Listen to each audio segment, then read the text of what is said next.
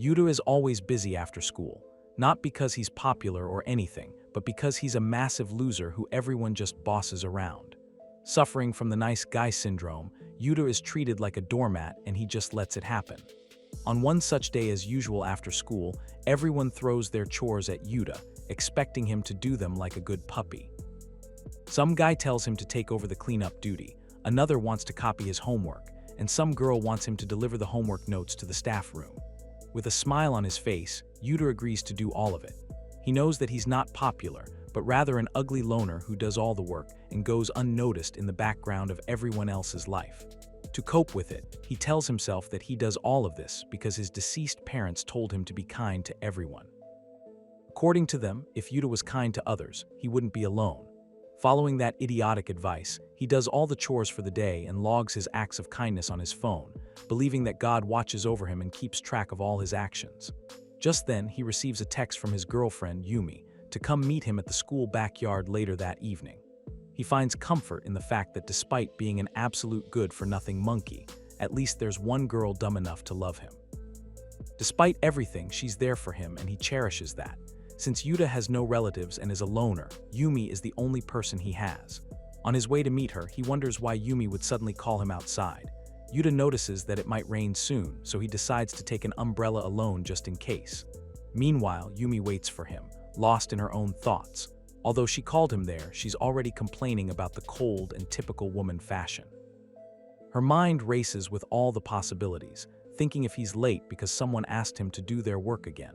Expecting him to actually arrive an hour early like mommy's good boy, she starts to get annoyed. The fact that Yuta can't say no to helping people is nice and everything, but she starts doubting that he only agreed to date her out of kindness. Even when they go out on dates, she's the one to initiate things, and for once, she wants him to show some passion for their relationship. Instead of communicating it like a normal person, Yumi decides to play a prank by lying to him.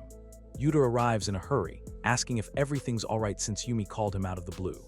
Putting on the red flag performance of her life, Yumi lies to him that she likes someone else and wants to break up with him. She continues her lie, adding more details that she met the new actor guy at a modeling gig and now they're dating already. It starts to rain and Yuta just watches in shock. Asking why she would do such a thing, Yumi keeps yapping about how Yuta never shows interest in her and how the other guy makes her feel safe. All the while, she expects Yuta to try and stop her from leaving him. She imagines a whole scenario where Yuta would tell her that he loves her more and try to win her over. Unfortunately for her, Yuta might be a rug, but he's no simp. Deeply hurt, he tells Yuma that he understands her reasoning and thanks her for everything before parting ways. The color fades from Yumi's face as she realizes that her prank horribly backfired. Yuta finds it odd that even though he is hurt, Yumi is the one who seems more upset by the situation. Yumi asks if he's really going to leave her, and Yuta explains that his charm must have been lacking, and there's nothing he can do about it. He assures her that he won't tell anyone about how she's been hoeing around and bids her farewell. Before he leaves, he hands her the umbrella with a warm smile on his face and wishes her all the best for the future. Yuta runs away while Yumi watches in shock, knowing that her horrible plan just ended her relationship. Walking away in the rain, the defeated Yuta starts questioning himself. He figures that Yumi left because he wasn't nice enough to her. Holding on to what his parents told him, Yuta is convinced that the reason he's all alone is not because of his loser personality, but because he's not nice enough to people. He decides that this awful feeling will eventually pass, but he'll continue to be kind to everyone. The winter of Yuta's first year of high school comes to an end, and the next spring, he makes his way back to school. A girl with a goofy hairpin patiently waits for someone. She just got her high school uniform and wonders if Senpai will notice her. It's only been 4 months since her senpai, Yuta, broke up with his girlfriend, Yumi, and the girl worries that he might not have moved on yet. Regardless, she finds comfort in the fact that now she can spend a lot of time with him despite being his junior. Just then, Yuta walks along, listening to music, and her face lights up upon seeing him. Yuta wonders where all the annoying ruckus is calm. Ingfrum and the girl, Akin, immediately grabs onto him. Taking his earphones out, she starts playfully annoying him, asking what he's listening to. She giggles when she finds out that Yuta is listening to a popular love song. He was walking on a street filled with cherry blossom trees, and listening to a song like that makes Akin wonder if he's thinking about someone. Yuta tries to get his earphones back, but the annoying little monkey keeps bothering him. He wonders why a popular girl like her is wasting her time messing with him. Accusing Yuta of whimpering like a bottom, Akin playfully mocks him. She points out that Yuta is making such an ugly-ass gloomy face that he would never be able to make friends, let alone get a girlfriend. Yuta tries to figure out what is wrong with her but ends up blankly staring. Akin tells him not to stare and he just apologizes. Seeing him in such a gloomy state upsets Akin, and she tries to comfort him in a messed up way, saying that he always ends up apologizing. That is the reason why everyone thinks he's a trashy loser. Yuta clenches his fist and tries his absolute best not to clock that imp in the face and ends up apologizing again. She keeps harping on about how unpleasant it is to apologize about everything, and Yuta doesn't bother to argue back. He just accepts it and assures her that he'll be more mindful in the future. Looking at her smile, Yuta wonders how Aken had changed. She wasn't always like this, and maybe she changed because he didn't try hard enough to be kind to her. Despite the growing list of kindness, Yuta got dumped by his girlfriend and now is being ridiculed by his junior. While he's in the classroom, he has to tolerate his ex, and outside, he has to tolerate Aken. Either way, there's no escaping the mess he's in, and that stresses him out. At times like these, Yuta decides to visit her Oshi, a person he is a fan of, as a way to relax and treat himself. Besides, it has been a while since he last visited her. In a cafe, a girl dressed like a maid greets the visitors who ask if Ruriri is available. The maid works at the cafe and tells the customers that Ruriri is quite busy since she got requests from 5 different groups of people. The customers, one of which is an old-ass pervert grandpa, know how popular Ruriri is, so they decide to wait for her. Ruriri is the star of the neighborhood and has earned the title of the #1 saddest maid. She walks in with extra enthusiasm, welcoming all the customers as lords, and immediately gets to business, calling them humiliating names like filthy pigs. Ruriri notices that someone special to her is there today, so she decides to work extra hard to impress him. Hurling insults at the weirdo customers, who are oddly into that freaky stuff, she makes her way towards her special person, Yuta. Getting to his table, she snickers and remarks at his gloomy face and depressed attitude, suggesting that he's not happy because he has not received a freaky punishment yet. She serves him a drink and has a special title of slave just for him. The other customers gasp in their perverted awe, and Ruriri makes it clear that only Yuta gets that title. She explains that since Yuta takes it like a submissive little femboy, never getting mad or objecting to whatever insults she hurls at him, that makes him a slave. Yuta gets even more annoyed at her behavior and wonders when she started behaving like such a brat.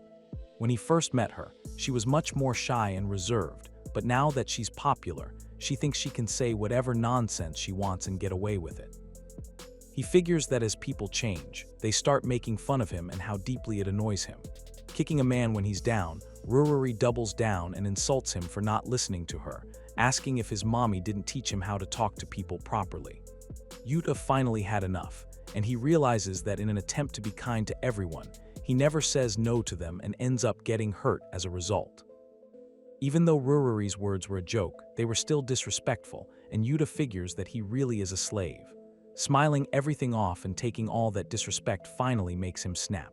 He lashes out and yells at Ruriri for her rudeness, telling her to shut up and making the entire calf go silent in shock.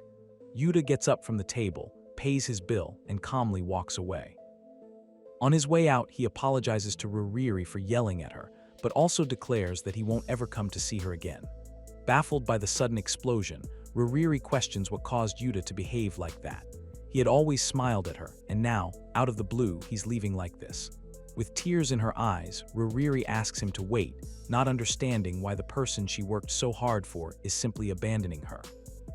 Yuta turns at the door and explains for the last time that Ruriri was right, he is a slave. However, now he has had enough.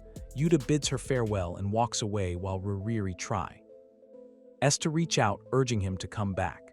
Yuta makes his way home, wondering if he went too far. Though he knows that his words were harsh, he feels relieved to finally stand up for himself.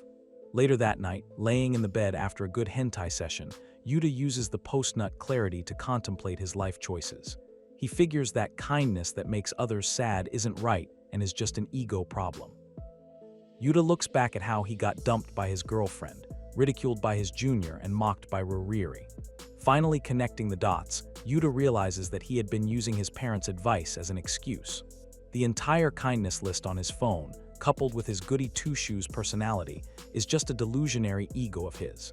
He only did it to prove to himself that he's a kind person and was not rooted in real kindness. Seeing how big of a loser he is, Yuta wonders if it's only natural that he'll end up a loner for the rest of his life. The topic reminds him of an old memory, one where his mother told him one of the things she liked about his father. Despite kindness, Yuta's father knew when to stand up for himself and get angry. Yuta was too young to understand what that meant, but now, having been treated as a rug, he figures out the meaning behind those words. He decides to let go of his fear of being hated by everyone and move forward as a new person. Someone who doesn't say yes to everything and states their opinion freely. Grabbing a scissor, Yuta expresses his desire to change and break away from his current loser self. He cuts his hair so that his eyes are no longer hidden and laughs hysterically after looking at himself in the mirror. It had been years since he last looked into his own eyes. No longer wanting to look like an ugly monkey, Yuta books an appointment with a beauty salon to get a haircut and completely change his appearance. Now that he's taking himself seriously, he starts noticing and changing the things that bothered him before. He goes ahead and gets contact lenses to get rid of the god-awful nerdy glasses he had, gets new clothes, and starts being more tidy. Some time passes and the summer break comes to an end. Yuta, now a changed person, makes his way through the school hallways. Meanwhile, Akane fangirls over getting to see Yuta again after the break. Her friends ask if she wants to join them for karaoke, but Akane refuses, stating that she has something important to do. The girls immediately figure out that she's down bad for Yuta and start teasing him about it. One asks why Akane hasn't confessed her crush already, and the other chimes in, telling her to have fun. The girls leave and later Akane makes her way back, deep in thought. Rubbing her remaining 2 brain cells together, she thinks about how she really wants to confess her feelings to Yuta, but is hesitant. Now that she's finally in the same high school as him, she doesn't want to just remain his junior. However, she fears that the confession might ruin their relationship and scare Yuta away. Akane finds it embarrassing, but admits to herself that she doesn't have the courage. Walking by a mirror, she fixes her hair and excitedly rushes to Yuta's classroom. Akane is overjoyed that she finally gets to meet Yuta after a month-long summer break. To her dismay, Yuta isn't waiting for her in the classroom. She asks one of the kids there if Yuta is absent today and is shocked to learn that he had already gone home. Akane finds it odd since he usually waits for her after school, so she decides to go find him. As Akane tries to find Yuta, she wonders why he left unannounced like that. Thinking that he might be sick, she's more than happy to take care of him and get a little freaky if need be. She comes across a guy who reminds her of Yuta. Although the hair and posture look remarkably different, she immediately recognizes him by the shape of his ear like a creepy stalker. Considering her red flags to be the power of love, Akane figures she'll shower him with lots of attention and happily jumps at him like a weird cat in Keat. In his emo phase, Yuta coldly tells her to cut that nonsense out, but she just keeps going. Akane bombards him with a ton of questions, asking if he's alright and if the change in appearance is because he wants a girlfriend now. Being the bratty tsundere she is, Akane teases Yuta, saying that if he begs her enough, she'll agree to be his girlfriend. Yuta rudely cuts her off and tells her to shut up for once in her life. He takes it further, saying that she's so noisy that his head hurts. Akane is baffled out of her mind, and her silly goose energy immediately turns into worry as she tries to process what just happened. Yuta scolds her for making fun of his efforts, pushing her to the verge of tears. Even that backfires as, instead of sympathy, she gets an earful about how she has no right to cry since she's the one who mocked him to begin with. Akane apologizes, trying to explain that it was all just playful tea. Asking and she never intended to insult him, but Yuta isn't ready to listen. Proving that he's Andrew Tate's #1 glazer now, he makes it clear that her tears don't justify her actions. Akane starts bawling her eyes out, and Yuta just tells her goodbye and walks away.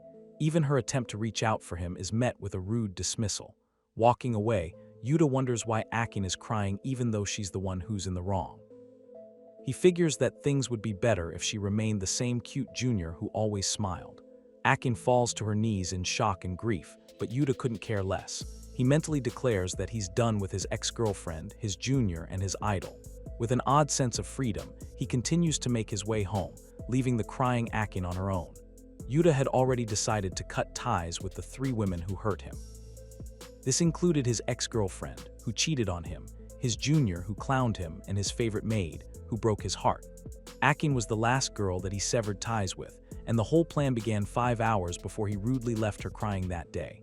Having transformed himself throughout the summer, Yuta nervously walked through the school halls on the first day back. The kids around him found his face familiar but failed to recognize him properly. On the other hand, Yuta grew more and more self-conscious since he didn't have any friends to give him an objective opinion on his new look. Regardless, he's glad that at least he doesn't look like a nerdy loser like he did before and looks like a normal loser instead.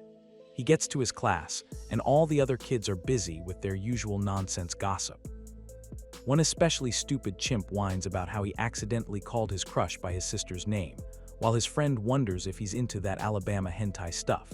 As Yuta walks past them, they struggle to recognize him, and the realization finally hits when Yuta takes his seat. All of them lose their minds over Yuta's glow-up, and a bunch of girls almost have a happy little trouser accident. The compliments start flowing, and Yuta becomes the new subject of all their gossip. Seeing how complete strangers are complimenting him so openly, Yuta can't help but grin and figure that it's an honest evaluation of his new look. Since they're not his friends, they have no reason to hide the truth, so he's certain that he has leveled up in life. All it took was a haircut, some skincare, working out, new clothes, and contact lenses, and all of a sudden, Yuta isn't so less anymore. He was so unaware and unbothered by his looks that he never realized how little effort it would take to completely change everything. The compliments kept coming, and Yuta was glad that at the very least, he's changing what he can change about himself. Still, despite all the sweet talk, nobody had stepped up to talk to him, and Yuta realizes that maybe he's still a massive loser. In the past, he had focused so much on pleasing everyone else that he never made a close friend. So Yuta wondered if anyone would try to approach him after all. Right on cue, he was approached by a familiar face. The very first person who talked to him ended up becoming the start of his change. Asakawa Yumi, his ex-girlfriend and childhood friend, was the one who tried talking to him. Yumi works as a model and is quite famous in the class, with countless simps trying to get some of that bathwater. Back when they were dating during the winter, she had the audacity to so confidently announce to him that she was dumping him for another guy. While everyone else drools after her and idolizes her, Yuta only saw her as an evil woman. What's more is that their past relationship was a secret between the two of them. He asked what the e-girl Yumi wanted and was met with a mean remark. Yumi questioned if he was trying to turn things around and reminded him that it's pointless. Not ASD or simp anymore, Yuta fires back saying that the only pretty thing about Yumi is her face and that he's a changed person now. Yuta asked her not to jump to conclusions like a crazy bee and get lost, leaving Yumi completely baffled. While Yumi tried to process the clap back, Yuta decided to bring in the big guns and take revenge on her for betraying him. Wanting to sever all ties with her once and for all, he asked why is she so concerned about him anyway since they broke up and are practically strangers for each other now. Everyone's ears perked up, and they collectively lost their minds over the fact that the model Yumi was dating an ugly nerd like Yuta. Yumi timidly tried to argue back, explaining that Yuta is wrong and that it was all a misunderstanding, but before she could get those sentences out of her mouth, Yuta shut her up. He knew that everyone in the class was listening to them, and he reminded Yumi that she cheated on him. The whole thing turns into a scandal as all the kids go crazy over the spicy new tea they just heard. The goes. Sip raged on, and the humiliated Yumi just stood there with no idea what to do. In the past, Yuta didn't want to hinder Yumi's modeling career, so he never revealed to anyone that they were dating or that she claimed to be cheating on him. However, he no longer cares about her and doesn't mind letting the truth out to start a scandal. The kids continue yapping in the backgrounds, many of whom throw all sorts of insults at Yumi for being a horrible person, and Yuta just calmly sits there. Though some people were skeptical, and that was to be expected since there is a creepy group of perverts who idolize her and would never think that she'd do something like that. Either way, Yuta finds satisfaction in what he had done to Yumi, knowing that she felt horribly uncomfortable. Yumi turned around with a tear in her eye and left while Yuta smirked at her like the vindictive little monkey he was. He's glad that his separation with Yumi is complete and considers it farewell. Yuta sat in his classroom when the teacher came to announce that Yumi will be absent from school for a while due to health reasons. Nobody bought that excuse, knowing full well that she's just seething about her ruined reputation. Yuta, on the other hand, is glad that everyone cried and got over it eventually. Yumi's dealt with, and as for the maid that he liked, Ruriri, he'll never be visiting her again. There was only one person left to sever ties with, and that was Akin, whom he dealt with later that evening. Back in the present, as Yuta walked away from Akin, leaving her as a crying mess, he feels relief that he has ended things with all three women and has finally changed. Akin begged for him to stay and listen to her as she tried to muster up courage for a confession, but Yuta didn't care and walked away. The next day, Yuta figures it's time to make new friends and continue his life as a brand new person. He thought doing so would be easy, but turns out that his glow-up didn't compensate for his horrible social skills. He's still a socially anxious loser who can't talk to anyone. Looking around his classroom, he finds that one of his classmates, Kageyama, is reading a fashion magazine that he reads as well. Yuta gets up to talk to him over the shared interest, but immediately is cut off by some ruckus. Kageyama's friend comes in crying like a noisy bee *****H in yaps on about a fight he had with his girlfriend the other day. Kageyama gives him some advice to resolve that lover spat, and his lonely loser of a friend tries to figure out what to do. Meanwhile, Yuta just watches since his chance at socializing was ruined. On his way back home, Yuta gets a bit upset that he didn't get to make any new friends that day, and even the opportunity to talk to Kageyama went to waste. Thinking back to the fight that Kageyama was trying to resolve, Yuta figures that he has never had a fight with anyone in his entire life, since he has always been a rug to step on. He wonders if the recent confrontations he had with Yumi and Ruriri counted as a fight, and he feels a tinge of doubt over the way he resolved it. He is glad that he changed and finally spoke up for himself, but he questions if that was the only way to handle the situation. Later at night, Yuta goes through his workout routine, doing a whopping 50 push-ups with those noodle arms of his. He wears himself out doing all that but is proud of the progress that he has made so far. Before, he would collapse just after 30 since he never cared to work out and thought everything was fine as long as his clothes fit him properly. Now he started enjoying the whole process and is making steady progress. Still, there's a lingering sense of uncertainty. Catching a glimpse of himself in the mirror, Yuta wonders why he changed his appearance and why he isn't entirely happy about it. Yuta tries to figure out what's wrong and why he feels that way, but ends up falling asleep. The next morning, he wakes up and decides not to worry about it since his focus is to become a better version of himself each day. On this way to school, Yuta figures that he can't stay an introvert forever if he truly wishes to change. At this rate, he won't be able to talk to anyone and will end up forever alone. He resolves that today will be different, but the very thought of socializing scares him. He could talk to Kageyama about their shared interest, but the idea that he could be bothering him immediately makes him question that plan. Either way, Yuta finally decides that he needs to stop being such a pathetic loser, man up, and talk to people. Sometime later, on his way to the train, he whines like a little bee *****H about how hot it is. As he walks up the stairs, he's shocked to find someone waiting for him. He thought that everyone would cry and get over it and likely never approach him again, but despite all that, he questions why Akin is right there, waiting for him. With a smile on her face, she asks him for another chance. Meanwhile, Yuta can't wrap his head around what motivates her so much to be this down bad. Yuta asks why Akin is there, not knowing just how down bad she is for him. Looking embarrassed, she asks for another chance, and Yuta still doesn't understand what she's on about till she flat out admits it. She wants another chance to be by his side. Yuta wonders if she hit her head and has gone bonkers, but Kaney confesses that he is her first love. She fell in love with him a while back in middle school's 3rd year.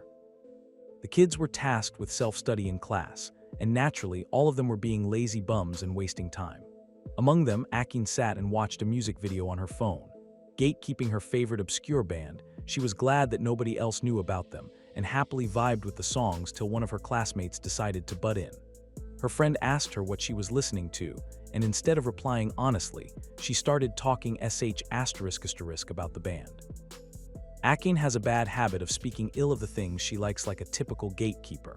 The two girls continue to talk till they notice their classmate, Kinoshita, bullying another girl for being a filthy weeb and liking a specific anime. Akin's friend makes a remark about the bully and Akin quickly brushes it off, reminding her that the class was about to start. Having unusual interests makes it easy to fall victim to bullying, and then everyone jumps on the bandwagon. If everyone's speaking ill of someone, of course they'd speak ill of themselves as well, so Akin keeps her interest to herself. This way she thinks she doesn't bother anyone.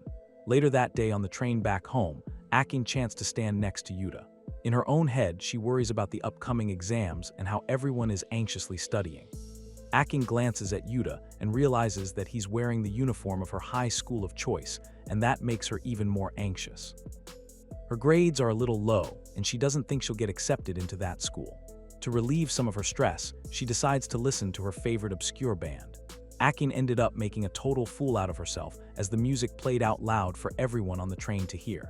She embarrassingly apologized to Yuta, who looked at her with worry. Akin figured that the Bluetooth must have disconnected and decided to get off at the next station to get out of that awkward situation. On the other hand, Yuta looked up the lyrics he just heard and found the obscure band she was listening to. The exam day arrived and Akin was even more stressed. The exam coupled with the crowded bus got her even more anxious, and as usual, she figured she'd listen to some music. Not learning from her mistakes, she took out her earbud, and since she's a clumsy ape, it fell out of her hand and got lost. On the verge of a mental breakdown, Akin wondered what she'd do as she had to get off the station, and there's no way she could find her earbud that quick. Out of nowhere, Yuta, who happened to be standing next to her on this day as well, checked up on her. He assured her that he'll find her earbud and meet her at the next station so she could stop worrying and get off at her stop. Seeing no other option, she rushed out, barely managing to get through before the doors closed.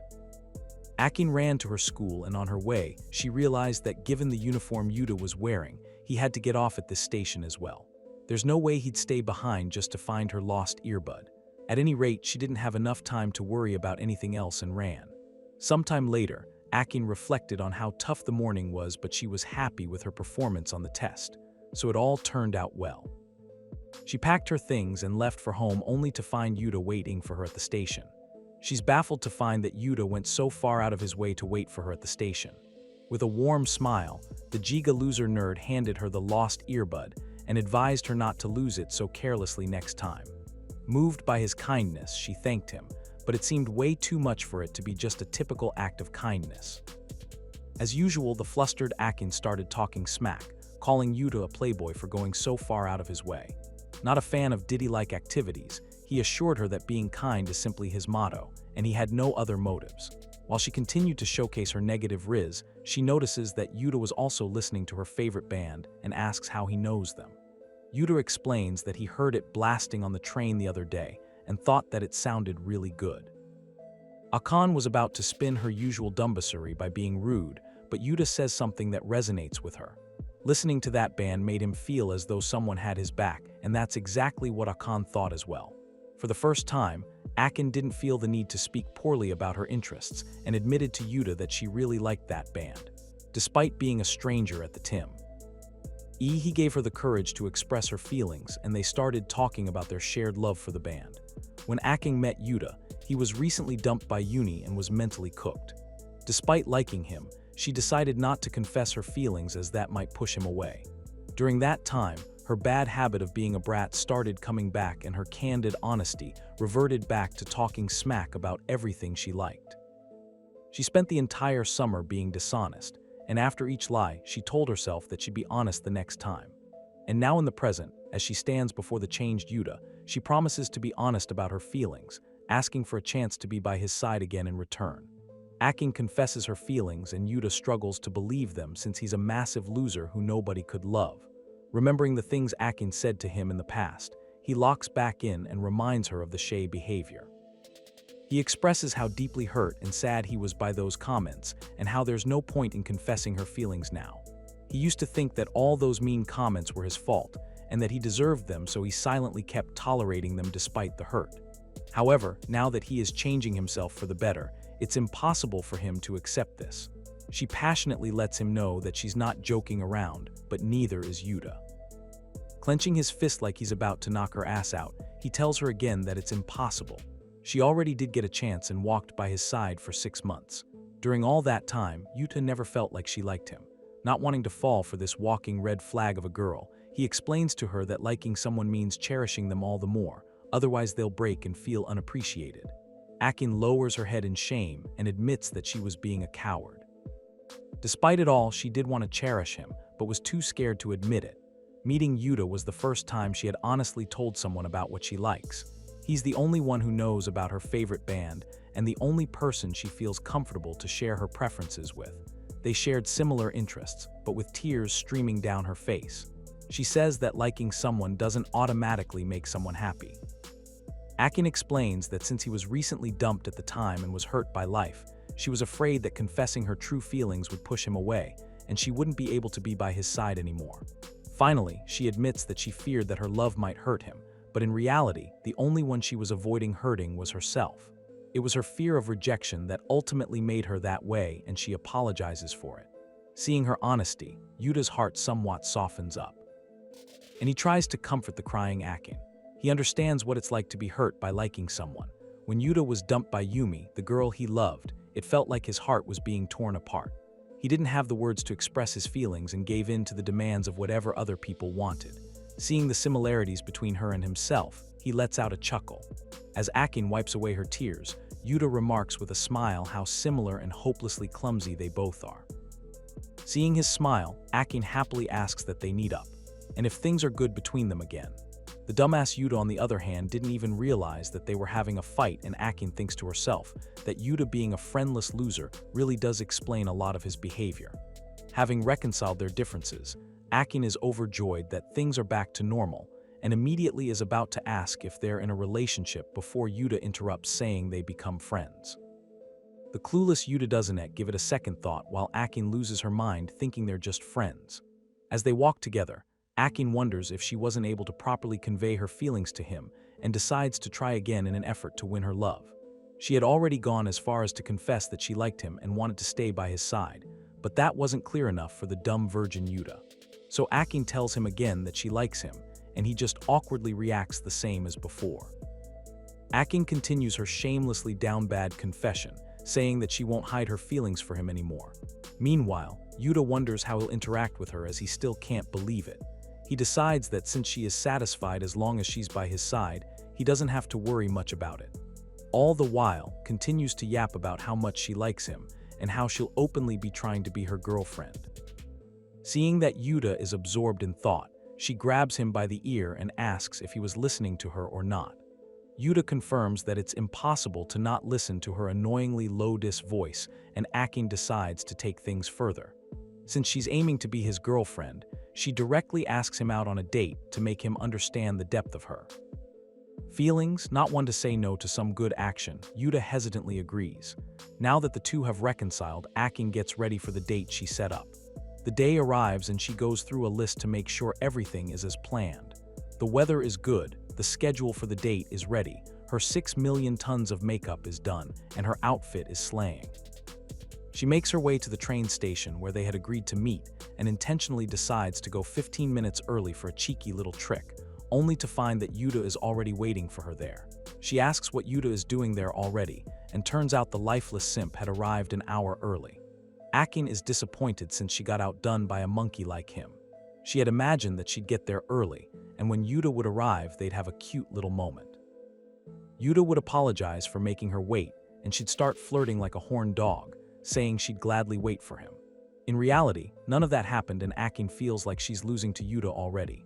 She takes a hit of copium and tells herself that he was early because he likes her that much, and that immediately fixes her mood since she lives in Delulu land. Akin decides that she'll just have to try harder next time, and surely then she'll become his girlfriend. At any rate, they head out to start their date, and Akin has a whole list of Yuta's interests. She has the whole thing planned out in autistic levels of detail. First, they'll go out shopping and she'll pick out clothes for him. Then they'll go to a wonderful cafe for lunch, and in the afternoon go to the arcade and try to win some cute prizes. At the end, she expects a confession revenge where Yuta falls for her. While Akin daydreams about all the possibilities like a Wattpad girls fanfiction, Yuta checks up on her, wondering if the crazy bee has lost her mind. She quickly hides the schedule, and the two finally start off their date with Yuta asking if there's anything specific she wants to do. With a bright smile, Akin suggests shopping just as planned, but they end up wanting to have lunch first. At the cafe, Akin and Yuta hover over the menu trying to figure out what to get, and Yuta makes the fatal mistake of trusting a woman with food decisions. She adorably asks if Yuta wants to get anything specific, and while Akin tries to suggest some fancy coffee, her attention is caught by a hamburger. It looks delicious, but Akin wonders if it's the best idea for her to order a hamburger on the first date since she doesn't want Yuta to see her pigging out. almost reading her mind. Yuta suggests the hamburger and her eyes light sparkle with excitement. The two decide to order the burger, and once it arrives, Akin happily nibbles away at it. Yuta wonders if she likes it or not, and Akin assures him that it's beyond delicious and that she's glad they picked the chili cheeseburgers. Pulling out her schedule again, Akin worries that she is straight off task and messed up her plan again. At any rate, she asks if Yuta had tried the burger before, and it turns out that it was his first time ordering it. He takes a bite knowing that Akin likes it and quite enjoys the taste. However, being the little bee that he is, the spice proves to be too much for him. While Yuta struggles with the spice, Akin wonders if he ordered the burger because of her, and the two decide to move on with their day after finishing the meal. At the mall, Akin locks back in and is dead set on her mission to make Yuta fall for her. They browse through the shops until Akin comes across a dress and asks for Yuta's opinion on it, unintentionally throwing out some esteries. Yuta compliments her, saying that anything would look good on her. Though he meant as a friend, Akin is left flustered and possibly turned on. Blushing, she blurts out if Yuta says that sort of thing to everyone, and he assures her that he's only ever said it to her, making her blush even more. The flustered Akin gets frustrated now that she can't think of anybody other than Yuta, and afterward, they shop for different things one by one. Akin, holding up two plushies, asks which one he likes better, and Yuta just nonchalantly says that both are pretty cute. She asks for his opinion about a new manga series, and once again he simply says he'll check it out. She gets a bit frustrated that Yuta can't choose between two things and just supportively says nice things. He's too kind and feels like he's not showing his true feelings, and even though they're on a date, Akin doesn't feel as though they're getting any closer. She feels a bit upset, but the moment she spots a section of their shared favorite band, Saba Fiction, her eyes lighten up and she rushes to listen to their new album with Yuta. Talking about their most recently released album, she asks for his thoughts on it. And for the first time, Yuta expresses himself. Complimenting the piano on the track and the cool lyrics on top of it, he quit. He likes the album and smiles genuinely. Akin notices that Yuta is speaking his mind and how he only does it when it comes to their favorite band. She realizes that she doesn't know much about Yuta, and her earlier assumption about knowing his interest was wrong. Wanting to stay honest, she strikes up a conversation with him about it, asking if he's having fun. With a smile, Yuta assures her that he's having fun, but Akin isn't convinced. The worry on her face leads Yuta to ask if she's tired from all the walking, and they decide to go eat again. Standing outside a cafe, Akin figures she'll get a handmade dry-taste ginger ale tingling frap.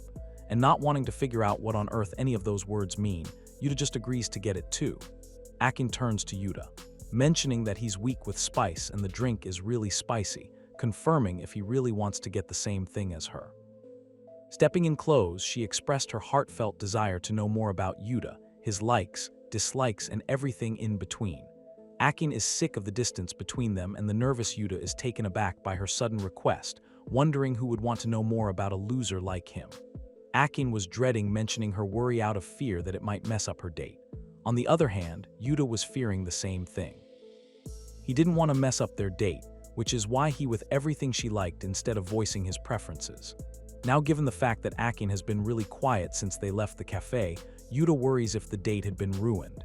He stops and asks Akin if she really likes him, even though he tried to cut ties with her like a clueless idiot in an edgy phase. Shocked, Akin turns around and absolutely loses her marbles. Letting out her frustration, she aggressively expresses that she does like him, and in fact, she loves him so incredibly much. Ever since the day he went out of his way to find her earbud, he's been the center of her world. The fact that today's date didn't seem to convey those feelings properly leaves her upset, and Yuta just stands there, speechless by her heartfelt words. Before he could say anything, Akin, with an odd smile on her face, asks him to have more faith in her. Burdened with self-doubt, she feels like they couldn't become friends like this and runs away, remembering back to Akin admitting her weakness of not wanting to get hurt. Yuta wonders to what extent he was able to face her today. Even though she was right by his side the whole day, and especially how she overcame her fear of being honest and openly expressed her feelings, he feels the desire to match her efforts. As Akin runs away, Yuta runs after her, knowing that if he didn't say anything to her now, there won't be any point later. The upset Akin stands by a bridge, tearing the little date schedule she made up, and Yuta ends up catching a piece of that paper, trying to figure out what it was. He figures out how much the date meant to Akin. Bursting with all sorts of feelings, he calls out to the crying Akin and declares that he'll believe in her love. Wiping away her tears, she is taken aback by his words, and before she could say anything, Yuta apologizes for being a coward the whole day and asks to be her friend once more. To his dismay, Akin does reach out to grab his hand, but ends up smacking it away and pretends to walk away. Yuta is left wondering what's wrong with her when she suddenly turns around. In a playful tease, she rejects the notion of being his friend and says that she'll become his girlfriend instead. The two smile at each other, and Yuta decides that he trusts Akin and will simply see where things go. He realizes that the junior that he cut ties with, because he thought that she belittled him, turned out to be madly in love with him. Meanwhile, fate has different plans as a piece of the paper that Akane ripped flies into Yumi's hands. She reads Yuta's name written on it and something about a supposed confession, and struggles to believe any of it. A bit possessive and somewhat toxic, she crushes the piece of paper in her fist, wondering if someone is daring to make moves on her beloved Yuta. Riri, on the other hand, is just as upset since Yuta hasn't visited her since the day he lashed out at her. Akane and Yuta walk down the stairs, and she excitedly asks where he wants to go for their next date. Yuta appreciates her audacity to be already planning another date, and Akane expresses the desire to go someplace he often visits. Not knowing what to say, he suggests that maybe they can go to Akihabara. The day of the second date arrives and the two head to Akihabara, the cesspit of degenerate weaves like Yuta. Akin is oddly excited to go there, and the plan's set for the day. Yuta asks if it's a date since they're technically not dating yet, and Akin tells him to not be a smart asterisk. If a girl calls it a date, it is a date. Besides, Akin is sure that it's only a matter of seconds until tea. They are officially dating, and Yuta is impressed by how confident she is. Akin adorably turns around and declares it a maidservice date, but Yuta stops her freaky A from getting too carried away. He makes it clear that they're only doing cosplay where they have the proper permission to do so, since he has enough brain cells to not publicly embarrass himself. Having her freak show shut down like that, Akane is baffled to find out that there are shops in Akihabara that do not allow cosplays, so she figures they should head for the game center first. She grabs his arm and rushes ahead, leaving him flustered since Akin has grown really close to him ever since their reconciliation. As they go, Yuta thinks that someone called out his name, but brushes it off as his imagination. He looks around but can't seem to find anyone familiar, and the duo moves on with their day. At the game center, Akin and Yuta enjoy themselves. Akin tries to win a cute plushie, but fails and blames it on the machine's arm being too weak. Too dumb to give up, she runs to get more change. On her way, she comes across a bunch of rental costumes and figures it's time to try out her maid uniform strategy to try and get into Yuta's heart and pants at the same time. Unfortunately, she can't find the maid uniform and wonders if it's already been rented out. Right next to her, someone runs by, wearing the very costume Akin was looking for. Meanwhile, Yuta's still at it, trying to win a plushie, and hears someone calling out to him again. Thinking that it's Akin, he tells her that he almost won. Not hearing a reply, he says her name again and eventually turns around to find someone entirely different. Shocked, he asks what that person is doing there. The girl standing in front of Yuta comments that Akin isn't her name. It turns out to be none other than Riri, dressed in the maid uniform. She came to see Yuta after not hearing from him in so long. Speechless and somewhat baffled, Yuta feigns ignorance, pretending to not recognize her, and asks who she is. Visibly hurt, Riri struggles to believe that Yuta isn't recognizing her. Before Riri throws a massive tantrum with her even bigger honkers boiling around, Yuta cuts to the chase and asks her what she's doing there. Riri reveals that she's there to talk to him, as she had always wished to do so outside of work. She further explains that she's there to thank him and apologize. Riri wasn't always the way she currently is. Before she met Yuta, she was like a robot. In some fancy school with fancy uniforms and huge nerd glasses, she was excelling at everything and was the subject of all the gossip. Kids around her were always talking about how they heard she got first place in the exams and got recommended to a really good university. To top it all off, Riri was the president of the student council, and everyone was simply in awe of her achievements. She overachieved in every aspect, and people thought her to be perfect. One time, a junior girl named Sumida dropped something during recess, and Riri went to return it. Sumida was overjoyed by the fact that someone like Riri knew her name, and the glazing began. Sumida yapped on about how amazing Riri was and how much she idolizes her, expressing the desire to be like her. someone who can do anything and is still kind and caring. Ruri listened with a smile as Sumida told her how admirable she was and humbly thanked her for the kind words. In reality, Ruri was a robot with no free will. She simply became what everyone wished her to be. She pushed herself so hard that she didn't even have time to breathe, let alone relax and pursue her own interests. Studying away endlessly, she did so because everyone had high hopes for her. One such day on the train, she received a text from her little sister, asking her to get a specific reference book for her from Akihabara. Wanting to be a good elder sister, Ruri obliged and got off the train to go get the book. Not knowing where exactly the bookstore was, she stumbled around the place, trying to follow the map. Not being good with maps, she somehow ended up in front of a maid cafe and saw an advert in front of it. The cafe was looking for more maids, and the advert promised a new life. Looking at it, Ruri wondered if she could become a different version of herself, ripping her bag tighter after thinking of all the possibilities. She considers taking it up as a part-time job, but immediately comes back to her senses, asking herself if she want to do a job like that since it's mostly doing perverted stuff for horny losers. She stumbled around like an idiot in front of the cafe until, by chance, she came across Yuta, who asked her if she was going inside the shop or not. Ruri explained that she was looking for a specific bookstore, and Yuta helped her out with the directions, telling her exactly where to go. All the while, Ruri analyzed Yuta and figured that this random kind stranger was in high school. Yuta as K's if she'll be able to find the store on her own since she seems like a massive idiot. Ruri assures him that she'll be fine, but since she stopped listening to his directions midway through, she just ends up mindlessly pacing around. Seeing how hopelessly stupid she was, Yuta offered to go to the bookstore with her, and Ruri got caught off guard with that offer. He explained that since she was clearly not good with maps and is having a hard time, he'll help her out. He even assured her that he didn't have anything better to do at the moment, so he'd show her around. Asking her to follow her, he eased her mind, and the two set off to the bookstore. On the way there, looking to make small talk and make things less awkward, Yuta asked what book she was looking for. Ruri explained that it was just something her sister asked her for. Yuta remarks that Ruri must really care a lot about her sister and lets her know that the bookstore is really good. It has a wide variety of books spread out over multiple floors, and Ruri is surprised by how big it must be. He then asks if she personally likes to read any books. She answers in the affirmative, but adds that she only reads the ones recommended by others and not anything by herself. About to trauma dump, she explained that she's not good at making decisions and always had others to choose on her behalf, all the while wondering why she would be saying all of that to a stranger she just met. She goes as far as to apologize to Yuta since she was only able to talk about all of that to someone she doesn't really know. They arrived at the bookstore and it was time for them to part ways. Yuta showed her the entrance, pulled her to have fun, and advised her to look around and find new things at the store. Above all, he told her with a warm smile that he hopes she'll get to choose for herself that day. In that moment, those words moved her deeply as she remembered how she's always been told what to do all her life. Her parents telling her what university she'll go to, people telling her that she'll become the student council president and whatnot. She was truly excited even for a short while to be able to choose for herself.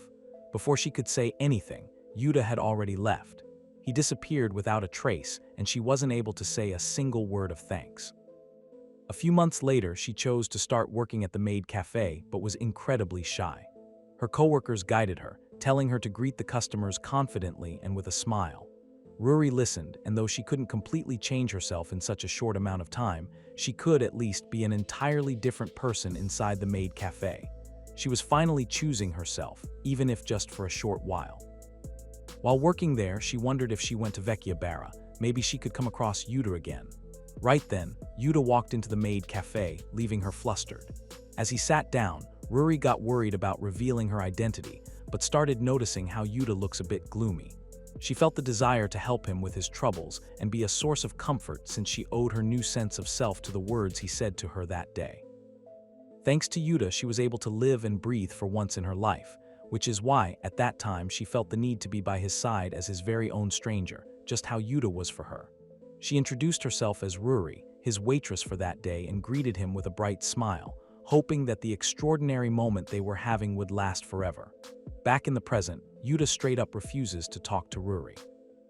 He coldly tells her that he's not the same person that he used to be and has changed into a better version of himself. Channeling his inner Sigma male, he tells her that he won't be tolerating her calling him an underspoken slave anymore and wants her to leave. Now that he's able to express his feelings and stand up for himself, he makes it clear that he wants her to leave. Shocked, Ruri remarks that Yuta really has changed but opens up to him. She admits that she was the real slave and not in some kinky way. She has been acting in the ways that everyone wanted her to so that she could make them happy. She explains that she pretended to be understanding and admits her fault. Unintentionally, she convinced herself that by entrusting all her decisions to others, she could make excuses for herself. She admits that she misunderstood him and apologizes for hurting him in the process. Yuta notices that her legs are shaking and not in a good way. He asks her if she wasn't scared of talking to him since he yelled at her the last time they talked. Ruri explains that she did get scared, but despite that, she decided to come talk to him anyway. Not being sure if Yuta remembers their first encounter or not, she reminds him that last winter, the words that he said to her showed her the way and saved her. At that time, she was more scared that they'd never meet again, which is why when she saw him today, she thought that it was her last chance to make amends. Seeing her honesty, Yuta thinks to himself that if the whole situation had ended right when he yelled at her, he wouldn't have to be in this scary and awkward situation. He realizes that Ruri has changed as well, into someone who can express her feelings and tell him exactly what's on her mind. His heart softens up again as he kindly apologizes to her for his harsh words and avoidance. Holding his hand out, he offers to make up with her, but Ruri's more into making out at the moment. Unsure, she starts crying and asks if they'll be able to meet again. Yuta comforts her and assures her that they'll meet again. The situation gets tricky as Yuta tries to figure out how to comfort the crying girl, especially since if Akin were to see him right now, the shot would start an all-out war over him. Right on cue, Akin shows up and Yuta starts trembling in fear. Thankfully, Akin is dumb as a rock. Rubbing her two brain cells together, she rushes to comfort Ruri and asks why Yuta is making a random maid cry. Akin comforts Ruri, explaining that Yuta is a bit of a loser who doesn't have the slightest clue about interpersonal skills. Ruri cheers up, stating that she already knows that.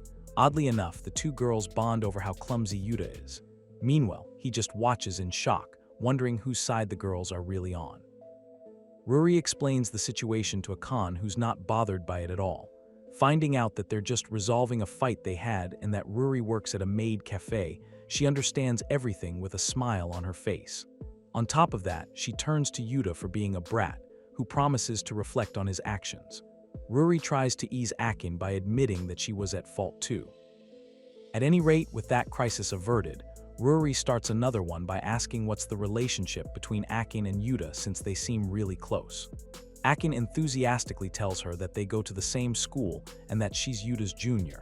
Not being a bitter B******H about it, Ruri compliments Akin, but it does bother her that Yuta is hanging out with a really pretty girl.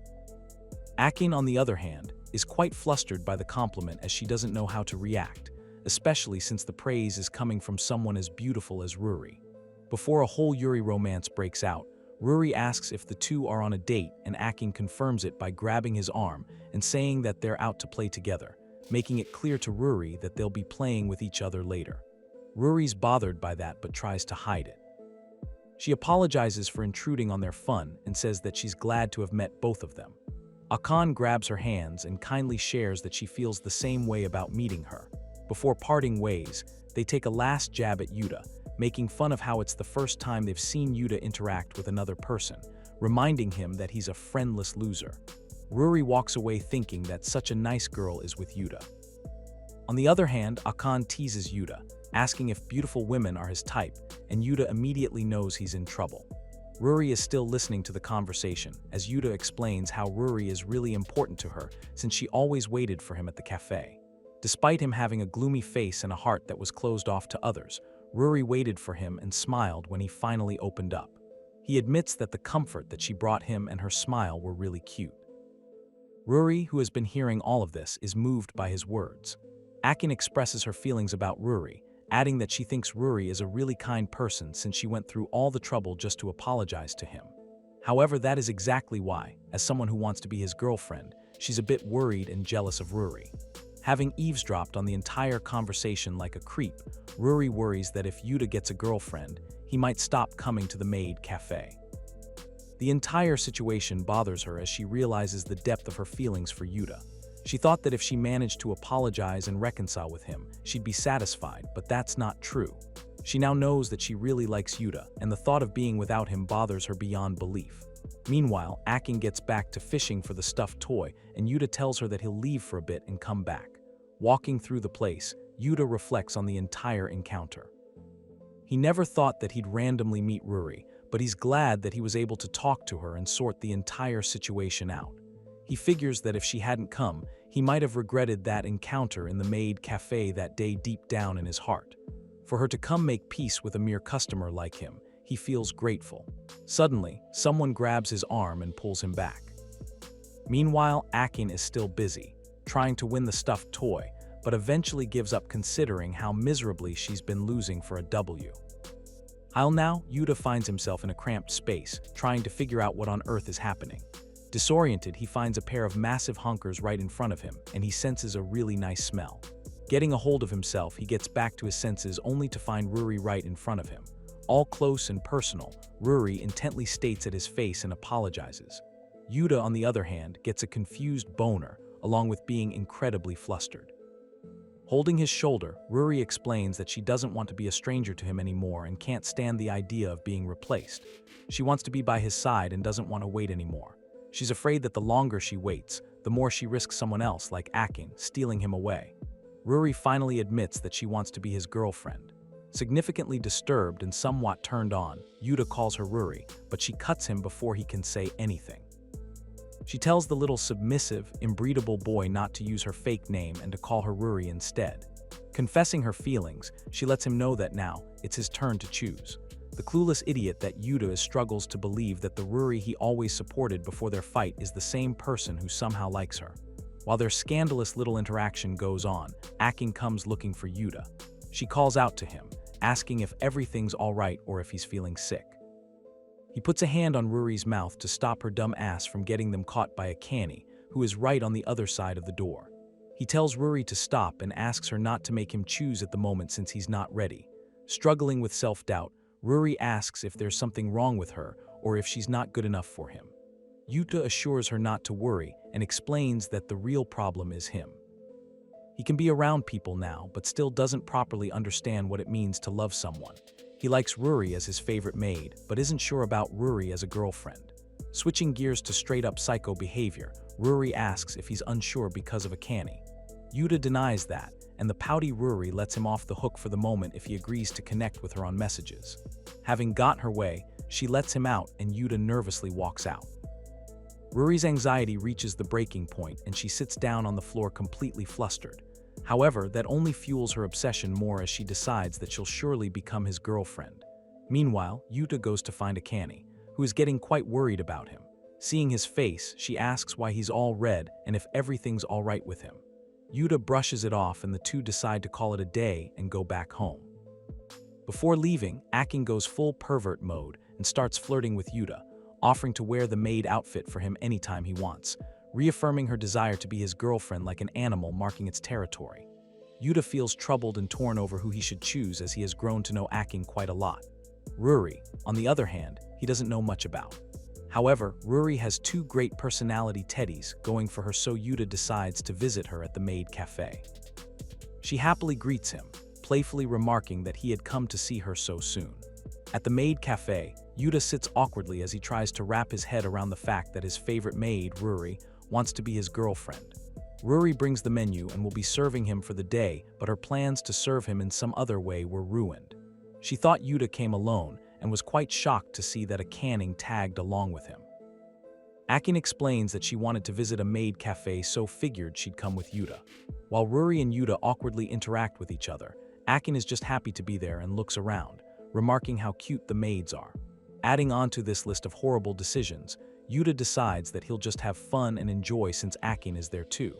Ruri puts up a front and greets them with a bright smile on her face, telling them to have a wonderful dreamlike experience there. The reality couldn't be further as, shortly after, she dreads that Akin is there too. For one, she can't believe the audacity of Yuta to bring her rival to the same cafe. She peeks at them having a cutesy moment, and that annoys her even more. Still, being as delulu as she possibly can be, she tells herself that Yuta and Akin aren't together yet, so she still has a chance at stealing him away. clenching her fists and hyping herself up. She decides to interrupt them as much as she wants to since she has already made a solid impression of wanting to be his girlfriend, and her message was rather bold and clear. Ruri goes to take their order, and before Yuta could say anything, she already knew what he would order. Yuta is impressed that Ruri still remembers his preferences, and the horny maid gets cocky about it, saying that only she knows about Yuta's preferences. She's humbled pretty cute. Yuik as Yuta decides that he wants to try out something else that day. Ruri writes the order down but struggles to understand what is going on. Yuta usually always went for what he and Ruri came up with the first time they visited the cafe together. Akin, on the other hand, is glad that Yuta is finally choosing for himself. When asked to explain herself, Akin tells Ruri that till now, Yuta had never been able to choose on his own.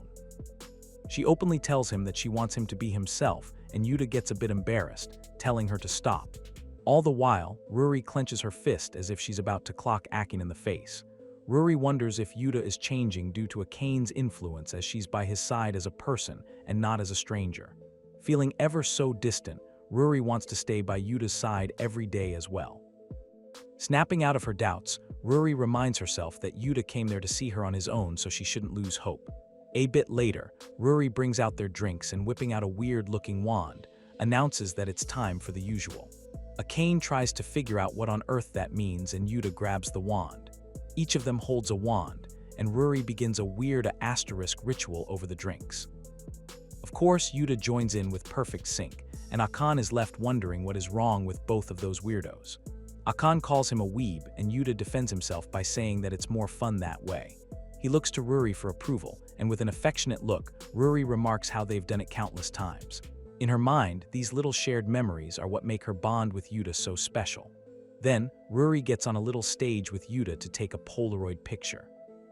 She's overjoyed that they get to take the Polaroid after so long, but immediately gets annoyed that he isn't holding her hands or shoulders while posing for the photo.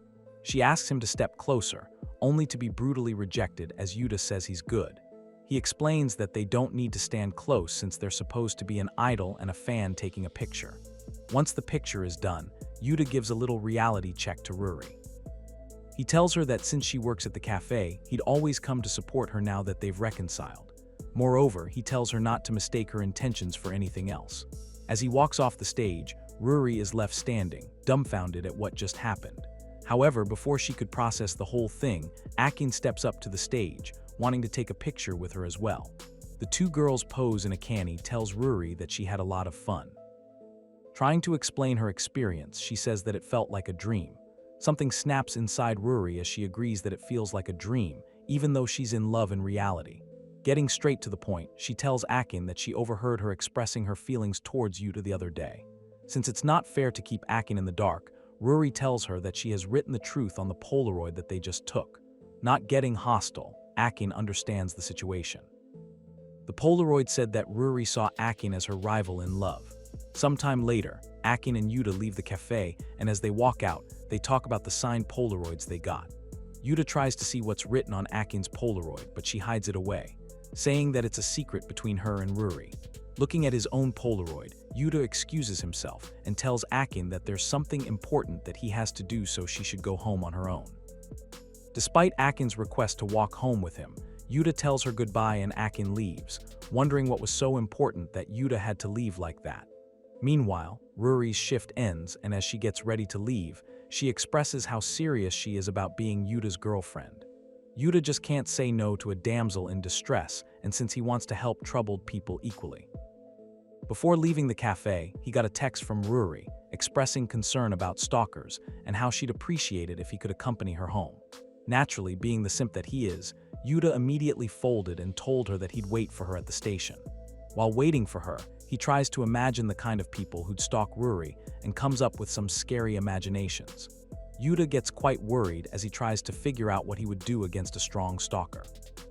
After all, given that he's a scrawny loser, Ruri is scarier than he is. At any rate, the possibility of getting his ass whooped doesn't stop him from wanting to help her. Ruri, now in her normal attire, finally shows up and apologizes for making him wait for so long. Still clueless that Ruri is just trying to get in his pants, he tells her to speak lightly or the supposed stalker might recognize her. Ruri just comes clean and tells him that it was all a lie. There were no stalkers, and she only said it because Yuta tried to distance himself from her. Knowing how kind he is, she knew that he wouldn't be able to say no to her. In reality, she simply wanted him all to herself and asks if they can walk home now.